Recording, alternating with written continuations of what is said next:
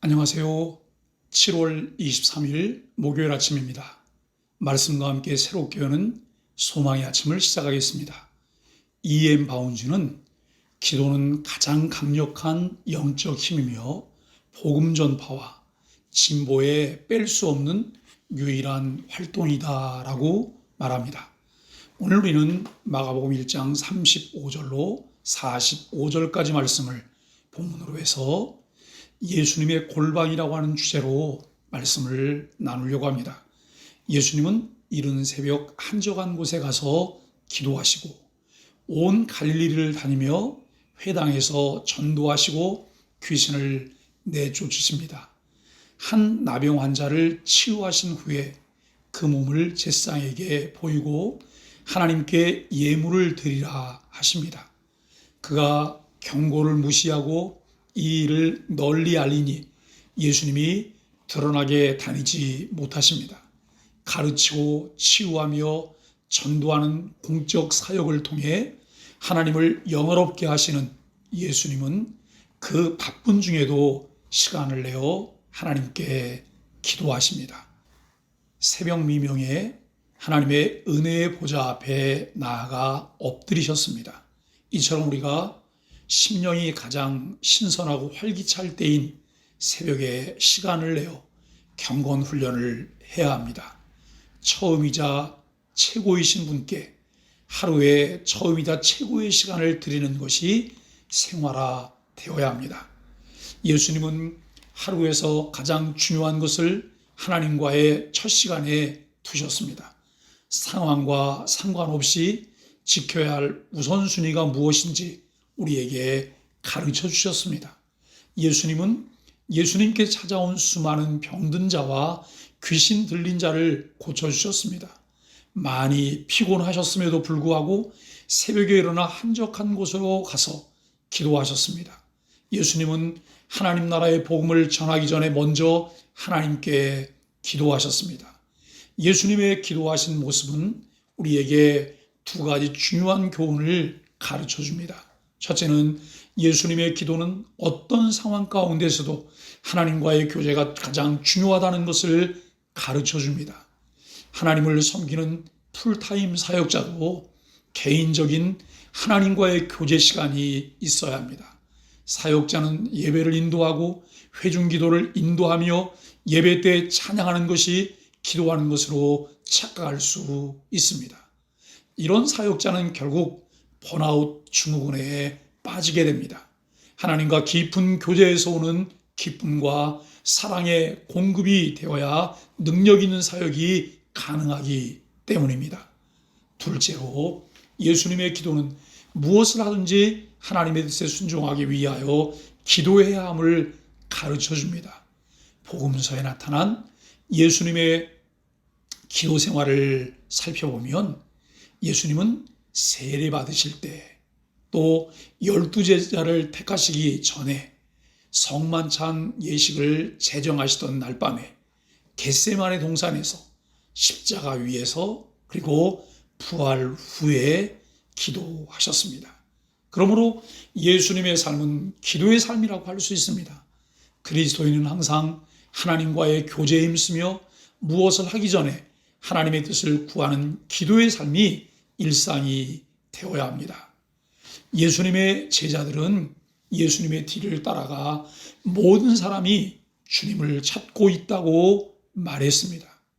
뒤를 따라가에 해당하는 헬라어 카테디옥사는 단순히 추종하는 것이 아닌 간절한 열망을 가지고 샅샅이 뒤지고 성가실 정도로 찾고 또 찾는 것을 의미합니다.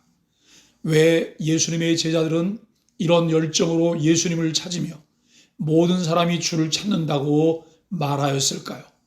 예수님의 제자들은 그들의 스승인 예수님께서 가버나움 지역에서 이미 유명해지셨다는 것을 알았습니다.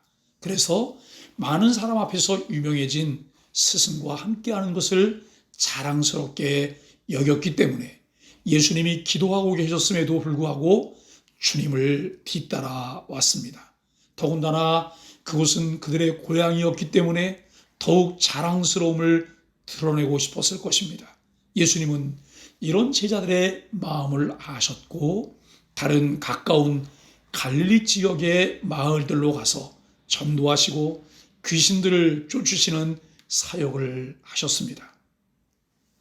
예수님의 제자는 복음을 전하는 사역에 앞서 예수님처럼 먼저 기도하는 자가 되어야 합니다. 예수님은 전도 사역 중에 한 나병 환자를 만났습니다. 그 나병 환자는 예수님께 꿇어 엎드려 예수님께서 원하시면 그를 깨끗하게 하실 수 있다고 고백하며 치유의 은혜를 구했습니다. 이 고백은 주님의 권능을 믿는 믿음과 주님의 뜻에 자신을 맡기는 겸손함이 있어야 가능한 고백이었습니다. 예수님은 그를 불쌍히 여기시며 손을 내밀어 그에게 대시며 그의 원대로 나병을 깨끗하게 치유해 주셨습니다. 연약한 인간에게 베푸시는 주님의 능력은 긍휼에서 비롯됩니다. 율법에 부정하다고 규정된 나병 환자는 사람들과 접촉하지 못하도록 사회에서 격리됩니다. 그런데 한 나병 환자가 예수님께 찾아와 무릎 꿇고 치유를 간구합니다. 이는 예수님만이 자신을 고치실 수 있다는 믿음에서 나온 언행입니다. 예수님은 그를 불쌍히 여기시며 손을 대십니다. 병자의 믿음에 예수님의 긍휼이 더해지자 놀라운 치유가 일어났습니다. 당시에는 나병이 나았음을 제사장에게 보이고 판정을 받아야 공동체로 복귀할 수 있었습니다.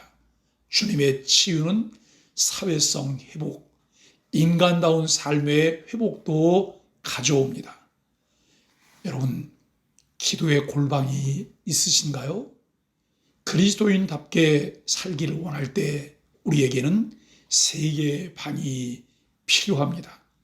하나님과 친밀한 교제를 나눌 기도의 골방입니다. 두 번째 방은 하나님의 뜻을 잘 알아갈 수 있는 책방입니다.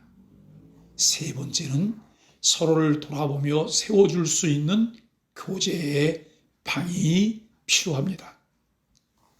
하늘의 신령한 은혜를 누리며 주어진 삶을 아름답게 가꾸기를 원한다면 우리는 예수님처럼 끊임없이 기도의 골방을 찾아야 합니다.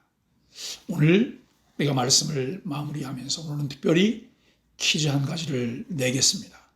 저나 교육자들에게 문자로 답을 알려주시면 소정의 상품을 드리겠습니다. 복음서에 나타난 예수님의 3대 사역이 무엇일까요? 복음서에 나타난 예수님의 3대 사역이 무엇일까요?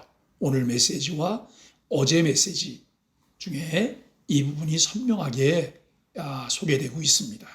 우리 함께 기도하겠습니다. 분주해질수록 첫 시간에 골방에서 주님과 깊은 만남이 있게 하소서.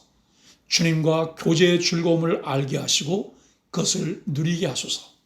주님을 향한 믿음, 겸손함과 간절함과 기대감으로 엎드려 기도하게 하소서.